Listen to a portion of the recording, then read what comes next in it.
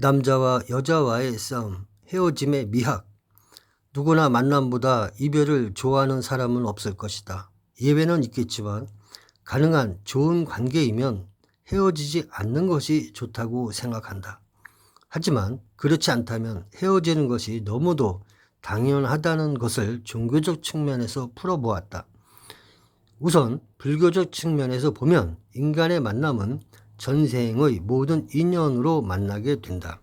악업 아니면 선업이다. 만일 악업으로 만났다면 또다시 구업을 짓게 된다. 갚을 것을 갚아야 하는데 쉽지 않다.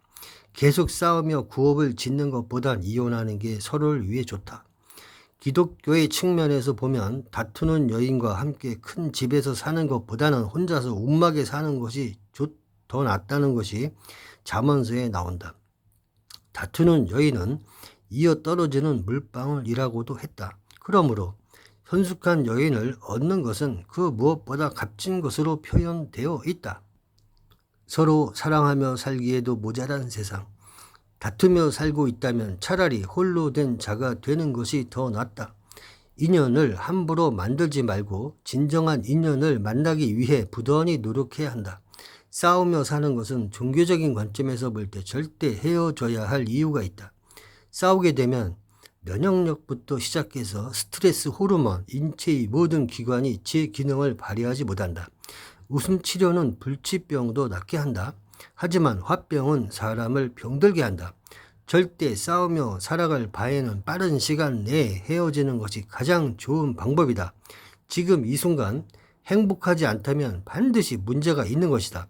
헤어짐을 망설이지 말고 홀로 된 자가 되는 것이 장수의 비결이며 다음 생을 준비하는 것일 수도 있다.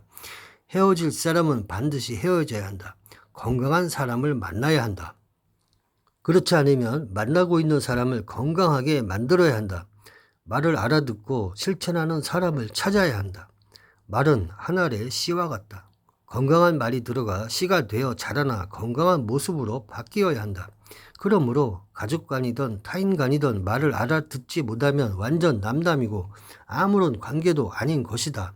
사람들이 많은 광장에서 아버지가 아들아 하고 이름을 부르면 아들이 아버지를 쳐다보고 대답을 한다.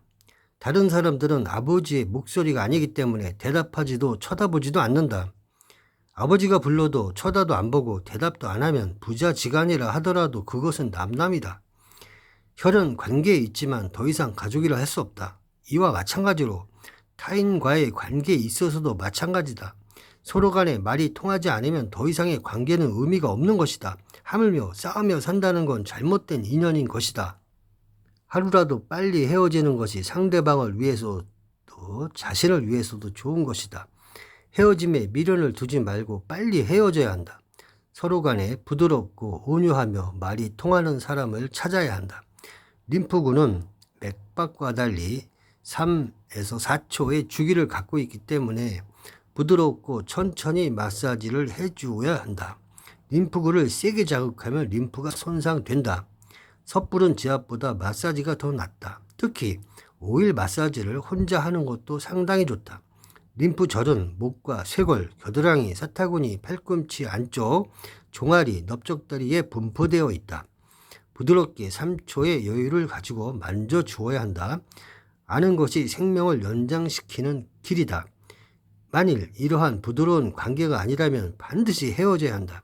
다투며 싸우며 사는 것은 절대 안 된다. 모든 것을 용서하고 사랑하며 살던지 그게 안 되면 반드시 헤어져야 하는 것이 우주의 섭리이다.